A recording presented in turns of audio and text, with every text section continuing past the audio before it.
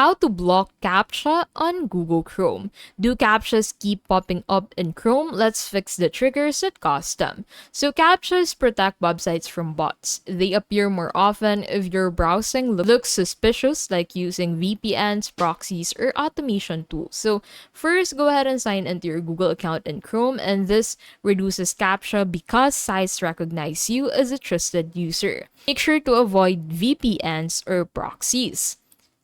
Since this triggers CAPTCHAs, use a stable, direct connection when possible. Extensions that send unusual requests can cause CAPTCHAs, so remove anything you don't trust. Outdated browsers may misbehave with CAPTCHA services, so always keep Chrome updated to the latest version. You can't block CAPTCHAs completely, but by staying signed in, avoiding VPNs, removing suspicious extensions, and updating Chrome, you'll see fewer of them.